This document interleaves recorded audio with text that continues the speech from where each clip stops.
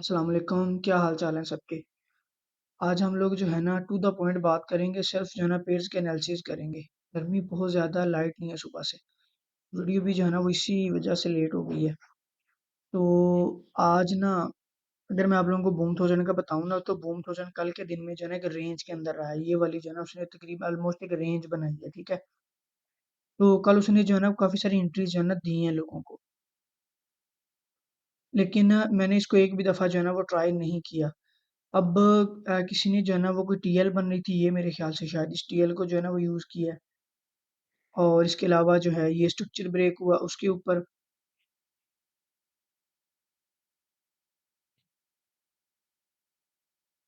Market structure break किया, इसका retest किया, इस चीज़ के ऊपर जो है ना एंट्री ली है, ठीक है।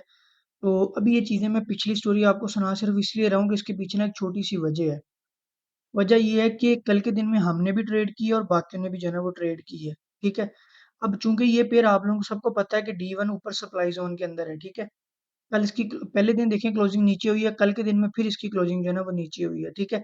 कल कैंडल गई है लेकिन उसको दोबारा रीटेस्ट करने गई है, ठीक है। तो चूंकि हमें इस पेड़ से थोड़ा सा जो है ना वो खतरा महसूस हो रहा है, इस वजह से जो है ना हम इस पेड़ से थोड़ा सा दूर हैं, ठीक है। ज्यादा नहीं, 2-3 दिन के लिए ना कि मार्केट एक दफा डिसाइड कर ही ले कि उसने इस सप्लाई को ब्रेक करके ऊपर निकलना है, ये इस सप्लाई से रिजेक्शन लेके नीचे आना है, ठीक है।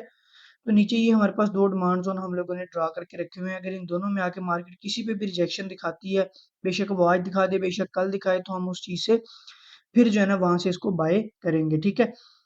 अब कुछ लोग जो है ना वो रिस्क ले लेते हैं, ठीक है। अब देखें ना कल के दिन में उसने अच्छे खासे स्पाइक दिए हैं, जिन्होंने रिस्क लिए हैं वो उनकी फेवर में गए, ठीक है। लेकिन चूंकि हम लोग ये मतलब मैं आपको बताता हूँ कि फर्क थोड़ा सा पता कहाँ पे आता है। कुछ लोग जो है ना वो मतलब थोड़े बिगिनर होते हैं, उनको इस चीज का भी आइडिया नहीं होता है, ठीक है।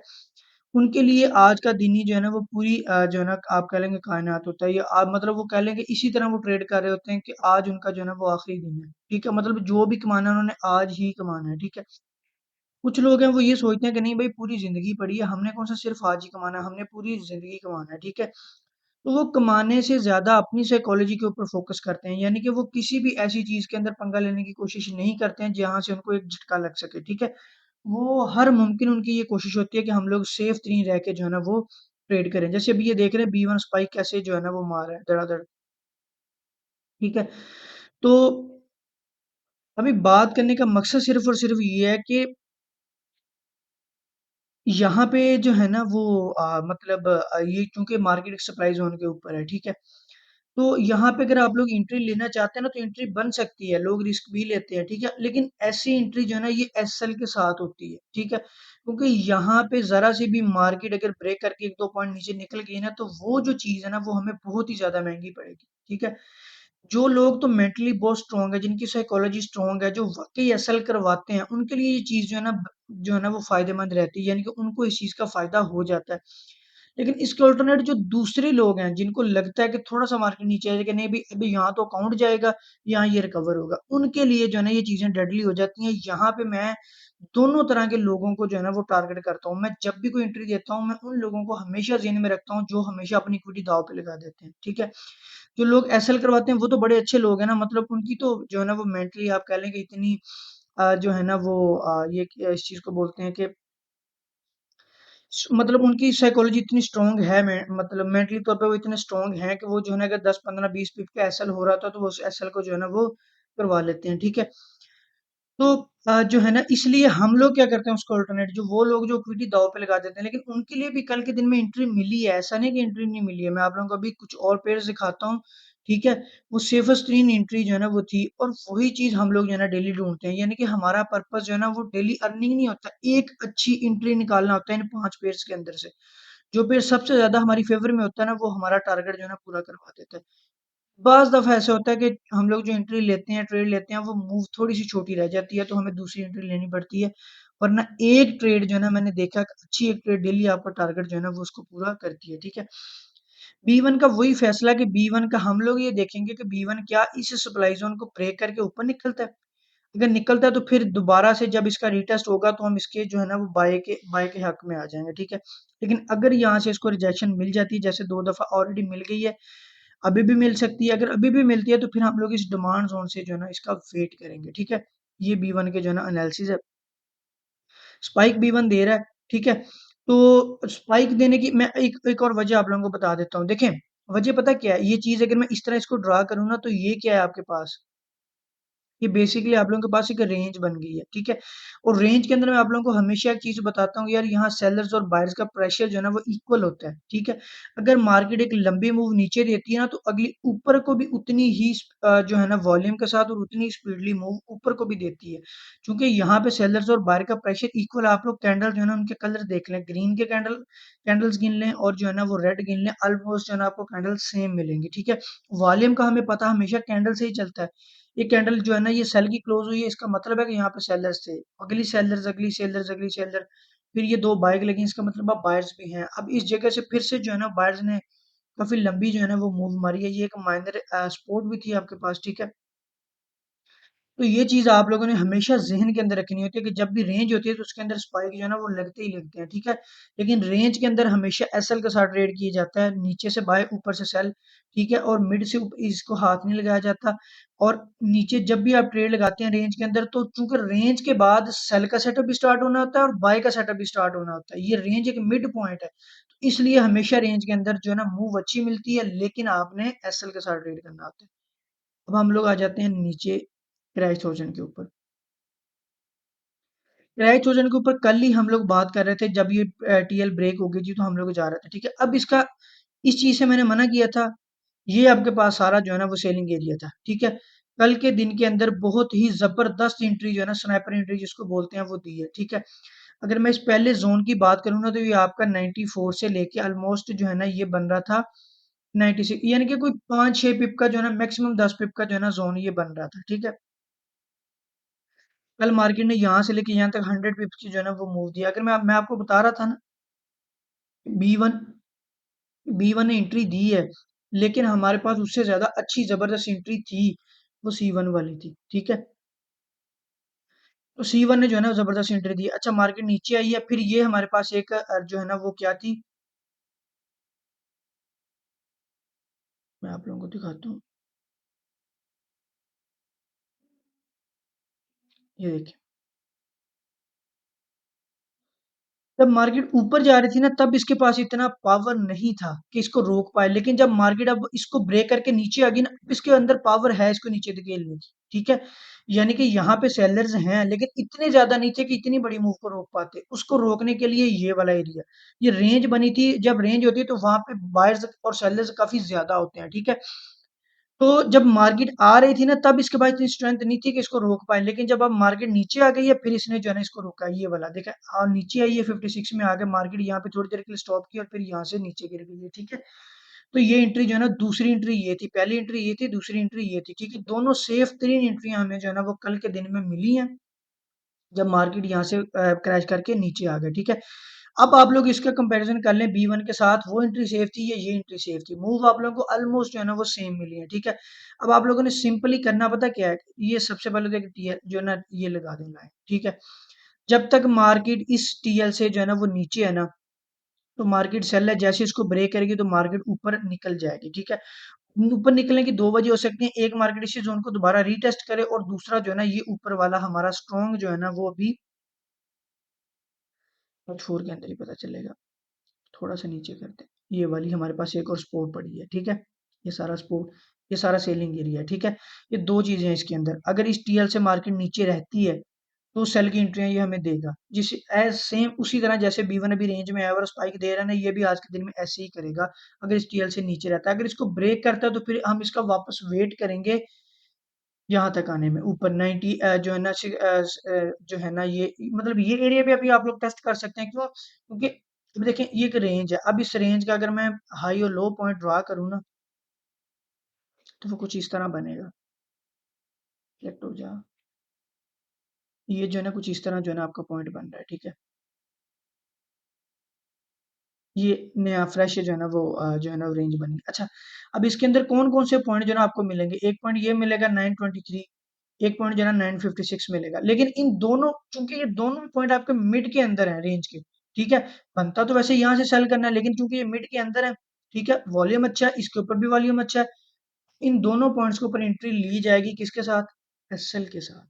अगर ये पॉइंट ब्रेक हो गया तो एसएल फौरन से करवा लेना, फिर इस पॉइंट तक आना है।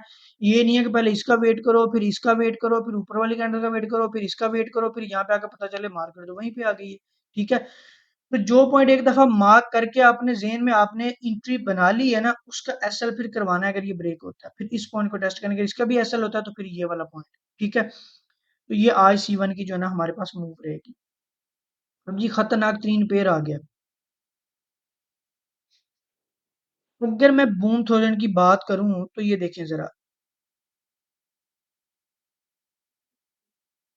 कल के दिन में बूम थाउजेंड हमारे पास यहाँ से ब्रेक हुआ है ना, कुछ पॉइंट्स हम लोगों ने ड्रा किए हुए, ये वाली रेंज। ठीक है, ये मार्केट ने एक रेंज बनाई थी। कल हम लोग ये डिस्कस कर रहे थे कि अगर मार्केट इस रेंज में आके हमें कोई रिजेक्शन दिखाती है तो हम इसको बाय कंसीडर करेंगे, अगर नहीं दिखाती है तो हम इसको सेल ही कंसीडर करेंगे। जब मार्केट यहाँ पे इसने कोई रिजेक्शन नहीं दिखाई, ठीक है, और मार्केट सिंपली नीचे चली गई, जैसे ही मार्केट सिंपली नीचे गई तो ये कोई यहाँ पे थी, हम लोगों ने फौरन से देखना शुरू कर दिया। यहाँ पे हम लोगों ने फौरन से देखना शुरू कर दिया कि अगला पॉइंट जो है ना वो कौन सा बन रहा है। अगला पॉइंट हमारे पास सिर्फ ये टीएल बन रही थी, इसके अलावा और कोई पॉइंट नहीं था, इसलिए हमने जो है ना इसको खुला छोड़ दिया। कल के दिन में हमने इसके अंदर कोई पंगा नहीं लिया। अगर हम लोगों को ना पता होता कि यार ये रेंज हमारे पास है ये वाली, ठीक है, अगर मार्केट ये रेंज ब्रेक करती है तो इसके बाद हमारे पास कोई ऐसा पॉइंट नहीं आएगा जो इसको जो है ना वो रोक पाए। तो हम लोगों के जो है ना वो बड़े हैवी हैवी एसएल होते, बल्कि पाउंड वॉश होने का भी जो है ना वो खतरा था। ठीक है, तो अब देखें, अब करना पता क्या है? अब करना ये है कि चूंकि इसने बड़ी हैवी वाली मूव दे दी है, टीएलबी जो है ना D1 की है, ठीक है, इसके बाद चीजें दो हैं। अब या तो इस टीएल से इसको रिजेक्शन होगी, अगर इस टीएल से इसको रिजेक्शन नहीं होती, अगर इस टीएल से रिजेक्शन होती है ना तो साथ में ये पॉइंट भी बन रहा है, ये वाला, ये बिल्कुल पास पास में ही है। ठीक है, ये टीएल वही है, ये पॉइंट भी बिल्कुल पास पास में है। ठीक है, दूसरा फिर ये है कि अगर वो एरिया ब्रेक नहीं होता तो फिर आपके पास ये इस टाइम सपोर्ट एक पड़ी है, ये सपोर्ट एरिया पड़ा है। फिर मार्केट आपकी जो है ना उस टीएल को ब्रेक कर देगी तो आपकी मार्केट जो है ना इस सपोर्ट एरिया से वापस निकलेगी। अब ये कहाँ जाती है? वेरी फर्स्ट पॉइंट तो हमारे पास यही होगा, ये टीएल को रीटेस्ट करे। सेकंड हमारे पास होगा ये वाला पॉइंट। ये दो पॉइंट हमारे पास TP1 और TP2 के नाम से होंगे। अगर इस टीएल से रिजेक्शन मिलती है तो ये, अगर इस टीएल से रिजेक्शन नहीं मिलती तो फिर जोन मैंने आप लोगों को बता दिया है। अब H4 के अंदर जो है ना वो डोजी भी बन रही है, ये भी एक माइनर सा पॉइंट था। ठीक है, लेकिन यहाँ से 10 15 20 पिप की मूव आ गई है, एक्सपेक्टेड यही था कि इतनी ही होगी। ठीक है, लेकिन अगर आप लोगों ने इसकी लॉन्ग उठने को देखना है तो ऐसा नहीं हो सकता है ऐसे नीचे ऐसे ऊपर चला जाए, ये बहुत कम रेयर चांसेस में होता है। वरना अगर आप लोग इसकी हिस्ट्री उठा के देखें, जब भी किसी पॉइंट के टर्नेबल पॉइंट होना होता है ना तो इसकी हिस्ट्री जो है ना वो उठा के देखते हैं कि ये किस तरह की जो है ना मूव देता है। ठीक है, लेकिन जब से ये नीचे आया तो अच्छी खासी रेंज बना के ऊपर जाता है। ठीक है, इस केस में भी आप लोग देख लें। इसके अलावा आप और डिफरेंट केसेस जो है ना इसके देख लें, ये देख लें, जब भी ये नीचे आता है तो हमेशा एक अच्छी खासी रेंज बना के फिर ही जो है ना ये ऊपर निकलता है। बहुत कम दफा इसने ऐसा किया है, बल्कि किया ही नहीं है कि जो है ना ये डायरेक्ट नीचे आए और डायरेक्ट ऊपर चला जाए। ठीक है, पेयर की साइकोलॉजी इसी चीज को बोलते हैं। पेयर के अंदर जो 500 ट्रेड्स करने का बोला जाता है वो इसी पर्पज के लिए बोला जाता है, ताकि आप लोगों को उसकी हर चीज का जो है ना अंदाजा हो। क्योंकि यहाँ पे आके ये इस टीएल को फॉलो कर रहा था, इस तरह की टीएल के ऊपर जैसे अब देखें इस टीएल था ना, एक दो तीन, हर टच के ऊपर जो है ना मूव आप देख लें कि इसका जो है ना नॉर्मली स्पाइक कितने का होता है। मैंने इसका जो ऑब्जर्व किया है ना 15 से 20 पिप की इसकी एक मूव होती है नॉर्मली। जैसे B1 की एक नॉर्मल मूव जो है ना वो 30 से 35 पिप है, इसकी जो है ना वो 10 से 20 15 से 20 पिप है। जैसे ही किसी टीएल के ऊपर आकर ये 15-20 पिप की मूव देना शुरू करता है ना, तब मुझे इसका अंदाजा आना शुरू हो जाता है ये इस टीएल को जो है ना वो रिस्पेक्ट दे रहा है अब। तो अब इससे जो है ना वो स्पाइक कैच किया जा सकता है, रेंज मतलब मूव नहीं, स्पाइक कैच किया जा सकता है। ठीक है, ये क्लियर हो गया। अब हम लोग आ जाते हैं क्राई 300 के ऊपर। ये बूम 300 ओपन हो गया, क्राई 300 जो है ना मैं आप लोगों को दिखाता हूँ। अच्छा जी, ये देखें जरा, कल यही चीज हम लोग डिस्कस कर रहे थे। मार्केट यहाँ पे थी कि अगर मार्केट इस टीएल को ब्रेक करती है तो फिर इसको रिटेस्ट करके नीचे आएगी। सेम ये कल का एरो ड्रा किया हुआ सेम उसने एज इट इज ऐसे ही किया है। ठीक है, अच्छा, अब हम लोग, अब हमारे पास क्वेश्चन है कि आज के दिन में ये क्या करेगी। कल तो इसने जो करना था ना कर दिया, यहाँ पे ये जो है ना उसने एक जोन बनाया फिर उसको रिटेस्ट करके नीचे आई। ठीक है, कल के दिन में जो हो गया, अभी हम लोग क्या करेंगे, सबसे पहले तो ये ट्रेंड ड्रा करेंगे इसकी टीएल। ये टीएल हम लोगों ने ड्रा कर ली है। अब जब तक मार्केट इससे नीचे आई ये सेल रहेगी। जैसे मार्केट इसको ब्रेक करेगी, same to same B one वाला इसका सी वन वाला हिसाब है, तो मार्केट वापस अपने इसी जोन के अंदर जो है ना वो आ जाएगी। अब इन पॉइंट्स को जो है ना डिलीट करते हैं, वापस इन्हीं पॉइंट्स के अंदर आ जाएगी ये वाला, आपके ये वाले जो पॉइंट्स हैं, ठीक है, क्योंकि ये सबसे ऊपर वाले जो ये मेजर है ये माइनर है, ठीक है। एक्सपेक्टेड ज्यादा तो यही होगा कि अगर हम लोगों ने सेफ एक ही एंट्री लेनी है, अगर ये टीएल ब्रेक करेगी तो फिर इन पॉइंट्स को टेस्ट करने के बजाय सीधा इसी पॉइंट को टेस्ट करेंगे, ठीक है। अदरवाइज हम लोग इसी टीएल पे एंट्री लेंगे और इन्हीं पॉइंट्स को जो है ना टीएल से नीचे नीचे टेस्ट करेंगे, ठीक है। अगर ब्रेक हो जाती है तो सीधा इसी मेजर पॉइंट पे आएंगे, अगर ये पॉइंट भी ब्रेक हो जाता है तो फिर अगला पॉइंट हमारा जो आप लोगों को बताया हुआ है वो ये है, ये वाला D1 में शायद, हाँ ये ऊपर है 5-1, ये वाला पॉइंट जो है ना इस एरिया के बीच में है, तो ये सेलिंग एरिया है सारा, लेकिन यहाँ पे रिजेक्शन कहीं से नहीं हुई है, तो इसलिए मार्केट, लेकिन एक और भी चीज बन रही है, मार्केट ने जो है ना वो आप कह लें कि रेजिस्टेंस को ब्रेक किया था। अब मार्केट उसको जो है ना वो रीटेस्ट कर, उसका रीटेस्ट भी हो सकता है, एग्जैक्ट मार्केट उसी, अभी स्पोर्ट बन गया, मार्केट उसी स्पोर्ट एरिया के ऊपर जो है ना वो आई हुई है, तो मार्केट ऊपर जा सकते हैं, इसीलिए मैंने फौरन से ये वाले टीएल ड्रा किया कि अगर मार्केट ऊपर ब्रेक करती है तो हमें जल्दी जल्दी पता लग जाए कि मार्केट जो है ना ब्रेक कर गई है, अब हमने इसके अंदर पंगा नहीं लेना। लास्ट पेयर की बात करें क्रैश फंड फंडेड की, क्रैश, अगर मैं क्रैश की बात करूँ ना, देखें कल हम लोगों ने दो पॉइंट मार्क किए थे, एक ये वाला पॉइंट मार्क किया था, यहाँ से रिजेक्शन होगी तो हम लोग एंट्री लेंगे, वरना जो है ना वो ये वाला, इसका मैंने बोला था कल वाली वीडियो निकाल के देखेंगे, मुझे चांसेस ज्यादा लग रहे हैं कि यहाँ पे वॉल्यूम ज्यादा है, ठीक है। अब चूंकि यहाँ पे आके मार्केट ने कोई रिजेक्शन नहीं दिखाई तो ये पॉइंट हमारे लिए किसी काम का नहीं था, हमने इसको फौरन से छोड़ दिया, ठीक है। देखिए पॉइंट हम लोगों ने मार्क करने होते हैं, अब इसके ऊपर ये वाला पॉइंट भी है, ये हम लोग मार्क करेंगे, ठीक है। वेट करेंगे कि मार्केट यहाँ से अच्छी एंट्री हमें मिले, लेकिन ये पॉइंट अच्छा हमारे लिए तभी बनेगा, ड्रा कर लिया अच्छा पॉइंट नहीं है, मैंने बता दिया अच्छा पॉइंट नहीं है, अगर यहाँ पे आगे रिजेक्शन मिल गई तो ये अच्छा पॉइंट है, अदरवाइज इसको हम छोड़ देंगे, ठीक है। कल के दिन की अगर मैं बात करूँ ना, तो मार्केट ने जो है ना इस पॉइंट में आके बिल्कुल एग्जैक्ट ऊपर से जो है ना वो रिजेक्शन दिखाई है, ठीक है, बिल्कुल यहाँ से जो है ना वो मार्केट ने रिजेक्शन दिखाई है, ये, ठीक है। ये आप लोगों ने रिजेक्शन दिखाई है, अब एंट्री बनती कब थी, जब मार्केट वापस इसको टेस्ट करने आ रही थी तो दोबारा यहाँ पे एंट्री बनती थी, और ये हमने जो है ना दूसरी मूव इसकी कैच की, ठीक है। और अगर इसे छोटे टाइम फ्रेम में भी बात करें, तो यहाँ पे कल मार्केट ने जो है ना वो मेरे ग्रुप में जो थे ना स्टूडेंट वो दिखा रहे थे कि मार्केट ने यहाँ पे आके जो है ना वो कोई रेजिस्टेंस, सॉरी जो है ना वो भी शो करवाई थी कोई, ये, ठीक है, जो है ना वो डाइवर्जेंस मार्केट ने जो है ना वो शो करवाई थी, ठीक है। तो फिर यहाँ से जैसे मार्केट ब्रेक करके नीचे आई, अब ठीक है जैसे मार्केट इस टीएल के पास वापस जाने लगी है, तो यहाँ से एंट्री लिया और मार्केट यहाँ से नीचे, ठीक है, रिजेक्शन दिखा रही थी। अगर हम लोग छोटी सी एक मूव की बात करें ना,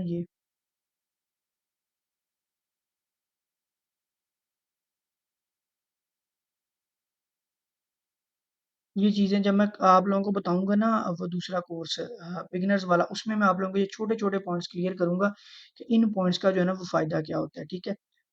तो फिलहाल अभी आप लोग छोड़ दें इस चीज़ को, ठीक है। तो मार्केट नीचे की है, जैसे उसको पॉइंट को रिटेस्ट किया और फिर मार्केट यहाँ से वापस क्रैश वर्जन के अंदर भी जो है ना वो अच्छी मूव हमें मिली है, ठीक है। अब देखें आज के दिन की अगर बात करें ना, तो आज के दिन में सिनेरियो वही है, मार्केट वापस अपने उसी जोन के अंदर आ रहा है, ठीक है। वापस 334 से अगर रिजेक्शन दिखाएगा ये हमें, तो हम इसको वापस से सेल कंसीडर करेंगे। अगर ये रिजेक्शन नहीं दिखाता है तो फिर इसके साथ लड़ने का कोई फायदा नहीं है, फिर हम लोग सिंपली इसको जो है ना 410 के ऊपर आता हुआ देखेंगे, यहाँ से इसको जो है ना फिर ट्राई करेंगे, ठीक है, क्योंकि यहाँ पे भी काफी सारा सेलर्स का जो है ना वो वॉल्यूम पड़ा हुआ है, ठीक है। लेकिन क्योंकि मार्केट इस जोन के अंदर है, कल के दिन में उसने रेंज बनाई है, तो हम लोग इस रेंज को रिस्पेक्ट देंगे, ठीक है। ये वाला एरिया मार्क कर लें साथ, यहाँ से उसको दूसरी दफा रिजेक्शन हुई है, ये मार्क कर लिया आपने, ठीक है। अब मार्केट अगर वापस इस एरिया से आकर रिजेक्शन दिखाती है, जैसे ये इन्वर्टेड हैमर बनाया था, यहाँ पे भी कोई रिजेक्शन दिखाती है, तो हम इसको जो है ना वो एंट्री लेंगे, अदरवाइज हम इसको छोड़ देंगे।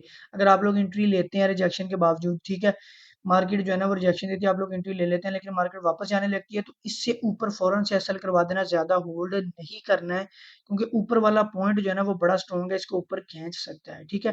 कमेंट्स में अगर आप लोगों का कोई क्वेश्चन है तो मुझे कमेंट्स में बताएं, ठीक है। बाकी प्रैक्टिस आप लोग अपनी किया करें, बेशक डेमो के ऊपर ट्रेड करें, जो बंदा ट्रेड नहीं करेगा ना उसका थ्योरी याद करने का कोई फ़ायदा नहीं है, ट्रेड करने का कोई फ़ायदा नहीं है, फ़ायदा उसी केस में है, उसी सूरत में है जब आप लोग प्रैक्टिस करेंगे, ठीक है? Thank you.